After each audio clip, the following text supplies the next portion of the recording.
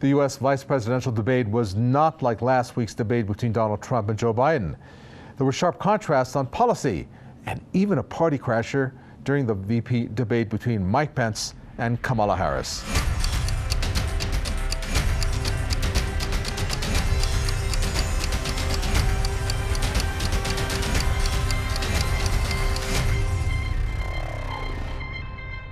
Hi, I'm Kavita Hawai. Welcome to Decision 2020. Each week, twice a week for the next 5 weeks, we will be covering two main topics per program, with other 2020 presidential news sprinkled throughout the show. From voice pops, third-party candidates and independents, to controversies, we're going to try to cover it all, but with a difference. We're going to question the U.S. democratic system and the double standards and inconsistencies. Why? Well, because otherwise it would be boring, wouldn't it? So sit tight, lay back, and enjoy the show. First up, a closer look at the one and only VP debate. When the U.S. Vice President Mike Pence and Senator Kamala Harris took the stage in Salt Lake City, the stakes were higher than in any other VP debate in recent memory. With the U.S. President Donald Trump recovering from a coronavirus infection, the COVID-19 pandemic was the key topic discussed during Wednesday's debate. In fact, figures show that Trump and coronavirus ended up the debate topics the candidates spent the most time talking about. I think most people have their minds already made up. So I kind of feel like this is more for television and not so much for the issues. I feel great. I feel like there's a lot of Democrats in the House. With the lockdown, with the pandemic, needless to say, there's a lot of time ruminating, and to come out here and share this crazy tense moment with other people, albeit within cars with closed windows, it's a bit of a release.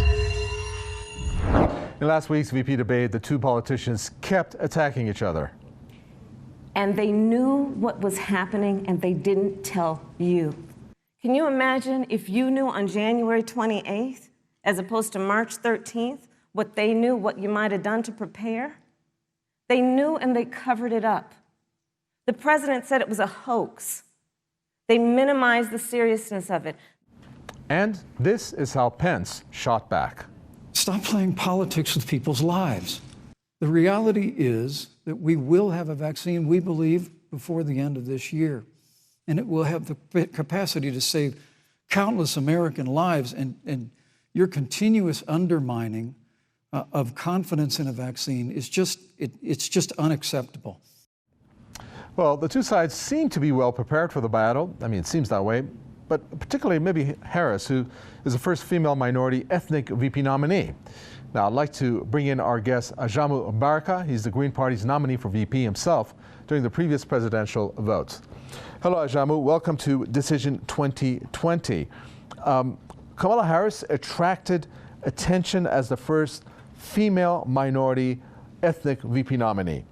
How does that sit with the electorate? Well, we see that because the U.S. electorate and the campaign is so implicated in terms of the racial dialogue that's taking place in the U.S., the fact that Kamala Harris is an African American has a major impact on the discourse in the U.S. Okay, we're going to get back to you, Ajuma, a little bit later, our guest there. Well, Kamala Harris did attract attention as the first female minority ethnic VP nominee, as we mentioned. Racism was the second most important issue that was discussed in Wednesday's debate. And Trump's record on race, well, it speaks for itself. However, Pence denied that systemic racism is an issue in America. Harris and Pence sparred over race relations as the nation reels from several high-profile police killings of black people this year that led to widespread civil rights protests amid a historic pandemic and economic crisis, both of which have disproportionately hurt people of color. Pence said he believes in the U.S. justice system and no injustice has been done. Harris then criticized Trump for not condemning white supremacy at various points during his presidency. Now I need to bring to your attention an important matter. Really, it's a crisis that is showing its ugly head in America. First, there was this. Heavily armed protesters marching through Louisville demanding justice for Breonna Taylor. This is something Americans and the government should be very, very concerned about. And then the plot on armed militia thickens. Earlier today, Attorney General Dana Nessel was joined by officials from the Department of Justice and the FBI to announce state and federal charges against 13 members of 2 militia groups who were preparing to kidnap and possibly kill me. On Thursday, October 8, it was revealed that there was a plot to actually kidnap the Michigan governor, Gretchen Whitmer. Now, she calls them hate groups. I mean, why not call them for what they are, armed militias? I mean, this was actually called the domestic terror plot. You be the judge. Here are the stills of the armed militias. What do you think?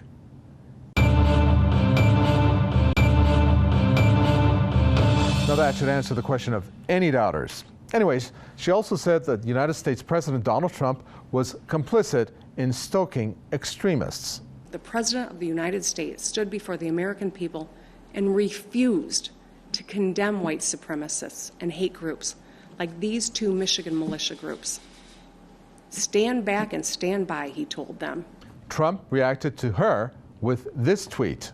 Governor Whitmer of Michigan has done a terrible job. She locked down her state for everyone except her husband's boating activities. The federal government provided tremendous help to the great people of Michigan, my Justice Department and federal law enforcement announced. So that's Trump, in which he later says, in his follow-up here, that they foiled a dangerous plot against the governor of Michigan. Rather than say thank you, she calls me a white supremacist, while Biden and Democrats refuse to condemn Antifa, anarchists, looters, and mobs that burnt down Democrat-run cities. Surely, if Trump does not see what he has done to stoke racial tensions, the rest of the American people must see it. This is what presidential candidate Joe Biden had to say about it during one of his recent rallies. The governor of Michigan. Remember those guys with the assault rifles standing in their driveway? And the president saying things in my debate with him like, to the Proud Boys, an all-white supremacist group, stand down but stand ready. This is serious stuff. But America is really in trouble when it comes to these armed militia groups, because these armed people believe that they are supporting Trump and pro-Trump politicians. Now consider this. When Donald Trump was asked if he would call on these far-right groups and militias to refrain from civil unrest in the aftermath of the election to ensure a peaceful transition of power, should the incumbent lose, this is what Trump said. Quote, "I'm urging my supporters to go to the polls and watch very carefully, because that's what has to happen." Now, white militias seized on those comments, which have added to the tensions in the U.S. I believe now it's time to bring in creative artist and activist Eleanor Goldfield. She has with her Margaret Flowers. She's the co-chair of the Green Party and co-director at popularresistance.org. Hi, I'm Eleanor Goldfield, and this segment I want to talk about the United States health care system, or really what should be called the sick care system. So at this point, you're probably aware that President Donald Trump had COVID and was rushed to the hospital at Walter Reed Medical Center to receive the highest level of treatment available in the United States, and was then rushed back to the White House, where he promptly noted that you shouldn't let COVID dominate your life. This knowledge and medical advancements that, by the way, did not happen under his administration, is not accessible to the vast majority of Americans. For instance, the vast majority of Americans have crap health insurance. Something like 20, 30 million Americans are underinsured. Millions of Americans are uninsured. Actually, just during COVID, millions of people have lost their employer-based health insurance, because in the United States, your health insurance is often tied to your job. Okay, so first off, I kind of wanted to start with your expertise in the world of our healthcare system, and how the recent Trump's recent brush with COVID really highlights the inequality in our healthcare system and the need for national improved Medicare for all. Yeah, it's really amazing. So, first off, just seeing the brazenness of President Trump and those around him not taking the virus seriously, not wearing masks, not encouraging others. And it just shows the amount of privilege that they have, that they feel like they're not vulnerable. No matter what happens, they'll be taken care of. And, of course, that's not the reality for the vast majority of the rest of us. And then when President Trump became ill, where was he sent? He was sent to Walter Reed Medical Center, which is part, it's a government owned and operated medical system where he got top-notch care. And then we're hearing stories, and it seems to be, for some reason, primarily people of Black and brown, skin color are going to the hospital and then are being turned away for care and then are dying at home from COVID-19. Right. So talk a little bit about, there's been mutterings about like Biden's healthcare plan. Talk about what that, if like what that looks like and what that means for people as opposed to something like universal healthcare. Well, in the last presidential debate, Biden made it abundantly clear that, one, he is the Democratic Party, and the Democratic Party platform does not support national improved Medicare for all, despite the fact that, progressive Democrats have been pushing to have a resolution passed in the DNC platform for as long as I've been active on this issue. People on Medicaid are already in a public system, so that really makes very little sense. But the Affordable Care Act, as it's called, and of course we know that most of what comes out of Congress, whatever the title of it is usually the opposite of what it does. This has been a huge, profit-making piece of legislation for the pharmaceutical industry, who had no controls on their prices and continued to extort people. Well, thank you so much, Margaret. I really appreciate you coming on and being part of the show.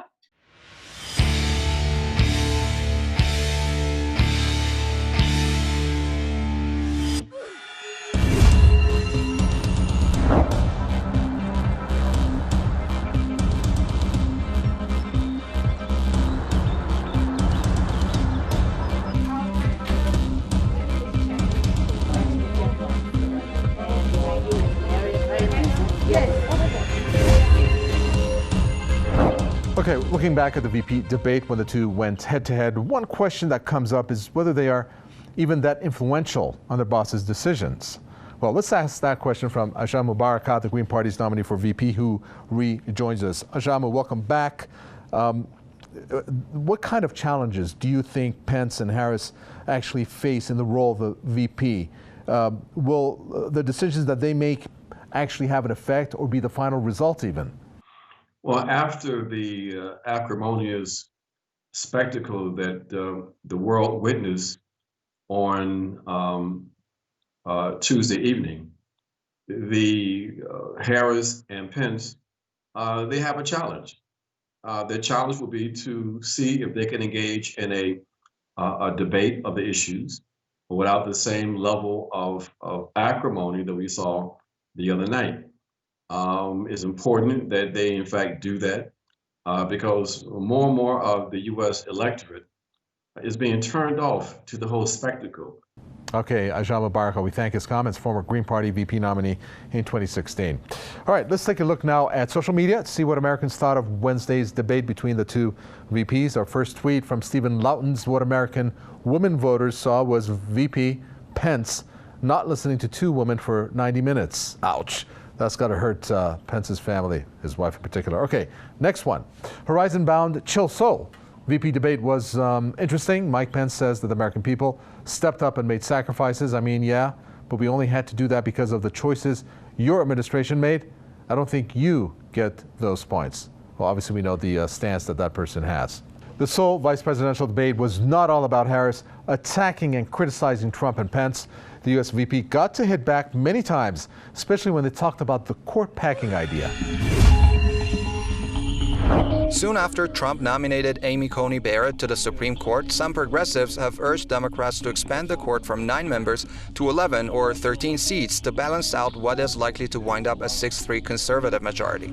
Biden and Harris have been repeatedly asked whether they support the court packing idea, and neither has directly addressed the question. Harris and Biden believe the winner of the November 3rd contest should select a successor for Ruth Bader Ginsburg. Look at the Iran nuclear deal, which now has put us in a position where we are less safe because they are building up what might end up being a significant nuclear arsenal. We were in that deal, guys. We were in the Iran nuclear deal with friends, with allies around the country. And because of Donald Trump's unilateral approach to foreign policy, coupled with his isolationism. All right, have you had enough of the major political parties? Well, let's take a look at independent ones. While U.S. President Donald Trump and former VP Joe Biden are the ruling Republican-Democrat nominees, various third-party candidates will also appear on some ballots. Independents and third-party candidates don't usually appear on enough ballots to secure the 270 electoral votes, but they do have the potential to impact who wins the election. To give you a hint on how important they are, we must point out that in 2016, more than 7.6 million Americans cast their votes for someone other than Republican nominee Trump and Democratic candidate Hillary Clinton. Despite their chances of winning being slim, third-party and independent candidates also work to raise awareness about certain issues they are most passionate about. While there are various independent candidates running in single states, here are some of the main third-party candidates who will be on the ballot in multiple states come November 3. Joe Jorgensen is a Clemson University psychology lecturer running as the Libertarian candidate. Her running mate is Jeremy Cohen. Jorgensen's platform is against big federal programs, mass incarceration, and foreign military operations. She's advocating for a smaller government and blames the two major parties for the soaring national debt and skyrocketing healthcare costs. Well, before we continue, a disclaimer. I want to make sure that this is clear, it's out in the open. We do not promote this station any third-party candidates, independents, or any candidates from any party, whether it's a Democrat or Republican. Again, want to make sure that that's clear. Now, in this case, we're going to talk about Joe Jorgensen and Cohen, who will appear on the 2020 general election ballot in all 50 states and Washington, D.C. Third-party and independent candidates, well, they've been running in presidential races for many years. Now, we found videos of candidates from the past couple of decades. Let's see if that jolts your memory, and let's see what they have to say. I was not put on the ballot by either of the two parties. I was not put on the ballot by any PAC money, by any foreign lobbyist money, by any special interest money. This is a movement that came from the people. As long as we admit that we all have an equal right to run for election, we should not engage in this political bigotry. You remember them? I know that for many of you, maybe they go a bit beyond your age. Anyways, we already know that more Americans are registering to vote for the first time, so there will be a lot more attention to these candidates as well. Well, let's bring in our guest, who is the co-founder of one of these American independent parties himself. Karl Denninger is here with us today. Karl Denninger is a co-founder of the Tea Party movement, and he joins us. Karl, welcome to Decision 2020. First, please tell us about your party, how it's different from the other two main parties. In other words, why should Americans listen to you and your party and then get out and vote? So I was one of the founding Tea Party people and was also a executive committee member for the Libertarian Party in Florida. And the difference really is that the Tea Party stood not as a political party so much, but as a movement for fiscal responsibility and attempting to get away from some of the foreign entanglements while strengthening our country. Karl Denninger there. Okay, so we're going to get back to him actually a little later. The Libertarian Party has announced big plans for tackling the ongoing COVID-19 pandemic. Well, let's see what other independent candidates are promising in their campaigns. Howie Hawkins is a former Teamster and UPS worker running as the Green Party candidate.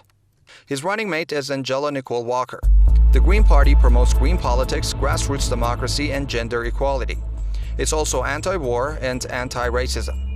Hawkins is a Marine Corps veteran who served in the Vietnam War, while Walker is also a military veteran and labor activist.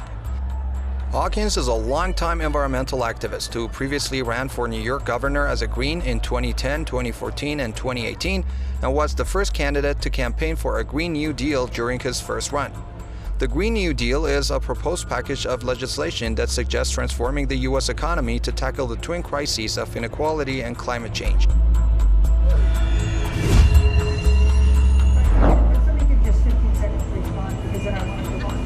I'm in enjoying this fully as a woman, and I am deeply moved by Kamala Harris. Like, deeply moved to vote, where before I was kind of like, what's the point?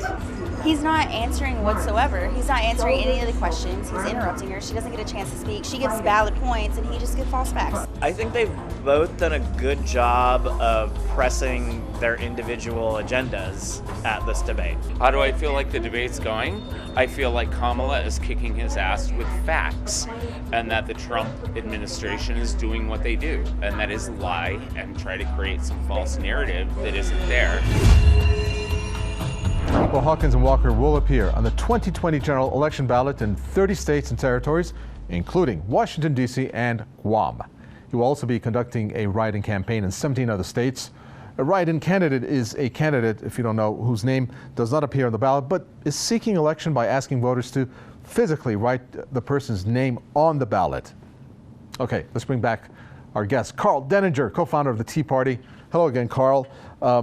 The issues that are being raised by both the Republicans and Democratic VP candidates is a taste of what's to be expected, perhaps, when Trump and Biden go face-to-face in their own respective debates. What do you think about that? What do you think is going to be discussed? I think for Pence, no, because the Republican Party has become the party of Trump. And whether you like it or not, that's what tends to happen within the American political system. Whoever happens to be president, the party essentially becomes that person during that period of time. So when Obama was president, the Democrat Party was Obama for all intents and purposes during the time that he was in office. And that's not going to change after this election. Well, you heard him there. Carl Denninger talking there about Kamala Harris. First, let me thank Carl Denninger, the co-founder of the Tea Party, took the time to talk to us. But what he said is really important because that is something that's being thrown about. Of course, we've seen the debate. We've seen how Kamala Harris performed. We've seen how Pence performed.